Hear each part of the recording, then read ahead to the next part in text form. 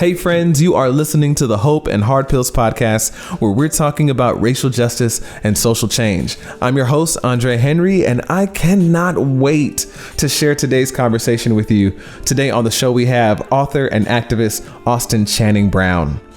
In 2018, Austin released a book entitled I'm Still Here, Black Dignity in a World Made for Whiteness, which quickly became a must-read for anyone interested in racial justice.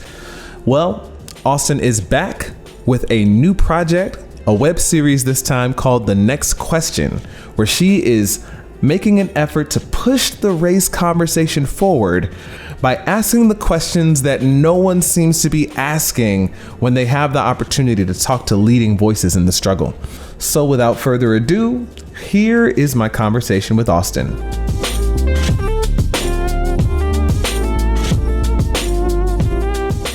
All right, I'm here with Austin Channing Brown. Austin, how you doing today?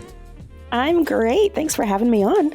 Well, I am honored. I actually can't tell you how honored I am that you said yes to being on my little podcast. Well, this isn't our first conversation, and so I knew it would be good because we've already done this. Right, we have done this before. So we're here to talk about your new project, The Next Question. Tell us about it. Oh my goodness. Yes. So The Next Question is going to be a talk show web series where I will bring on some of the folks that I admire in the world of racial justice and sit down and have a conversation with them that is not antagonistic, that is not argumentative, that does not use 101 basics to try to undermine. You know? Yes. I am so excited about the prospect of allowing great minds to just share, share their, and to not start at 101. Andre, the other day, I was listening to a Michelle Alexander interview.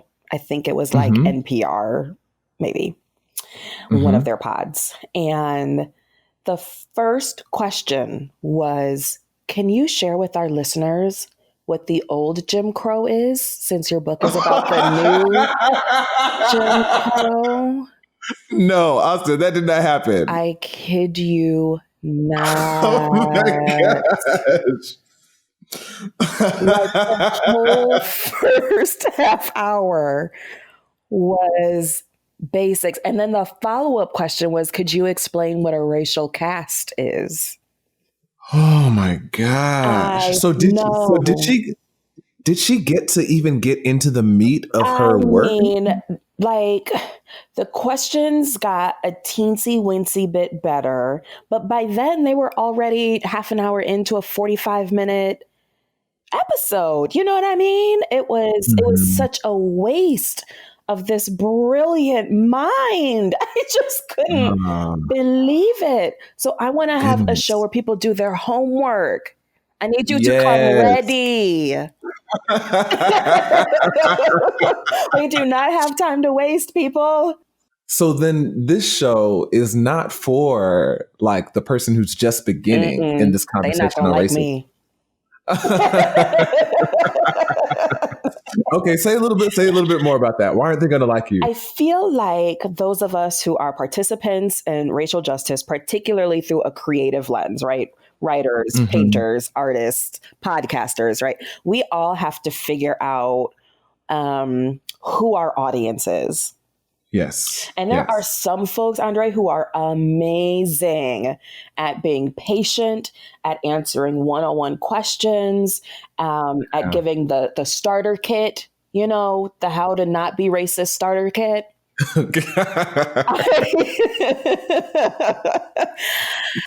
In my 20s, I was that person. In my 30s, I am not. Who are some of your dream? Yes, go ahead. Please. That's a great question. Who are some of your dream guests? Like we already Michelle Alexander, which I think is going to happen. Who are maybe two others that you would say I really, really want to get them on? Nicole Hannah-Jones. Okay. Oh my goodness. This woman, she is a journalist, and Mm-hmm. she has been speaking about education for years. And she first popped up on the scene for me. She's been doing this work for a long time, but I first heard about her when she did a series for This American Life, where Okay. she was going to, I don't know if they're city council meetings. I'm just going to say city council meetings, where they were talking about the education system in New York. And she was Mm-hmm. recording white folks talking about how they don't want black kids in their schools. Oh my gosh. Ooh-wee! Lord. Listen, Nicole has been on top of it ever Wow. since. So Nicole talks Wow. about curated diversity in educational Oh, systems, and how white folks love to have just a little bit of color, but not enough to actually ruin the power structure. yes. hmm Yes. And she Mm-hmm. talks about how white folks are still choosing segregation. Mm-hmm. She, I mean, when I tell you she goes hard in the paint, she is not here to make nobody feel good. Yeah. Yeah. I really appreciate that. And okay, wait, one more. Do you Yes. have another? Um, okay, this is like way pie in the sky, Andre, and I Mm-hmm. know that, and I'm just gonna own it. But I would Mm-hmm. love to talk to Lena Waithe. Ooh. I would Yeah. love Yeah. to talk to some Lena Waithe. Tell me that. Tell me about that Well, conversation. because she has been so committed to telling new stories. And I Mm-hmm. feel like she's been committed to telling fuller stories of the Black experience. So Yes. I think of that episode that she did for Master of None, that Thanksgiving Oh, episode. Oh yes. That was so my gosh, powerful. so powerful, Yeah. right? And then I Yeah. confess, I think her show was on Showtime, and I don't have Showtime, but I managed to see, I managed to somehow see just a couple episodes of The Shy.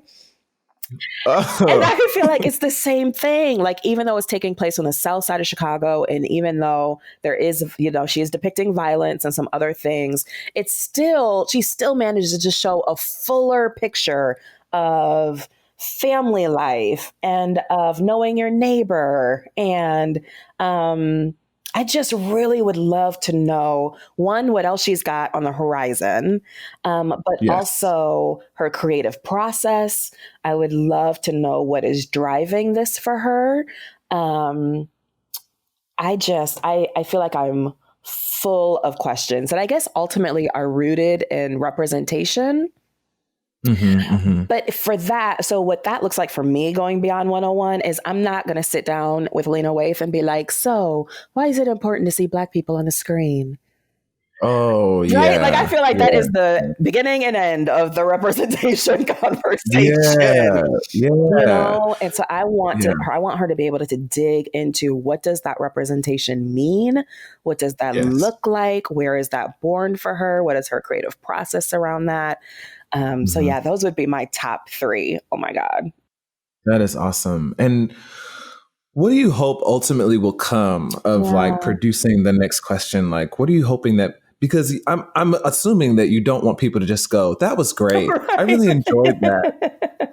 Yeah, one, I genuinely hope that it will be a resource for people who are already three steps ahead, right? Mm-hmm. Because there aren't a lot of places for us to go. I mean, we can go to conferences where we got to spend a whole lot of money to get there, to be there, to come back from there.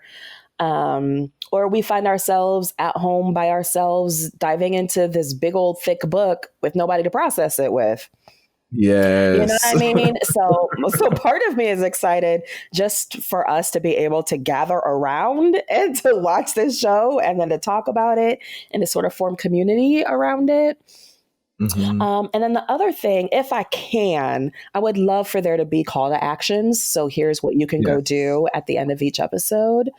Mm-hmm. So if we get Michelle and we're finished talking about criminal justice, here are some things you should probably go check out. Yeah. Yeah. Here are some links to some websites. Head on over to the Equal Justice Initiative. But Yes. so I would love for that to be a second tool. And then thirdly, I know Nah, this sounds a little arrogant to me, Andre. I'm not going to lie to you, but I really do hope that it begins to change the expectations around our national Yeah. conversation on race. I really do. Yeah. And we'd have to have a whole lot of people watching the show for that to happen. Yeah, for sure. So I don't know. That seems like a real big dream to me, but it would make my heart so happy to prove that we don't have to keep recycling this 101 conversation. I definitely believe that's possible. Okay, let me ask you just straight up. Is this show for white people? That's such a great question. I presume that much like my book, it's going to be a whole lot of Black folks snapping their fingers going, yes, that's right. And there's going to be a handful of white people who are ready, who are like, yes, please.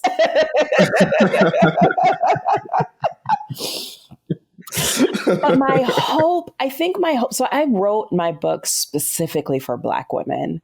And I was very, very particular about that. I envision this show being for a multiracial community. Okay. And I really mean that. I really hope that there are a bunch of us who can gather around and say this conversation about criminal justice or education, or representation or the media or health is exactly what I need because it's what I'm passionate about. Yes. But you better come ready because we're not doing what is the old Jim Crow. I just refuse. I'm not doing it.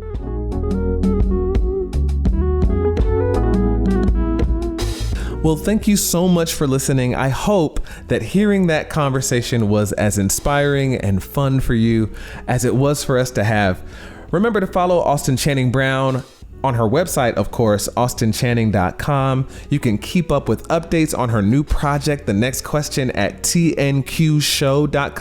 That's TNQ for The Next Question show.com. And of course, follow her on all the social medias. This podcast is brought to you by our fantastic supporters at Patreon. Thank you so much for your support of our work at Hope and Hard Pills. If you want to join our Patreon community, just look us up at patreon.com/AndreHenry. And if you're not already subscribed to our weekly newsletter, go ahead and join us at AndreRhenry.com and click Join the Movement, and you can get our email list that goes out every week offering practical insight on anti-racism and social change. And you'll never miss an article, you'll never miss a new song when it comes out, and you'll never miss a new podcast episode.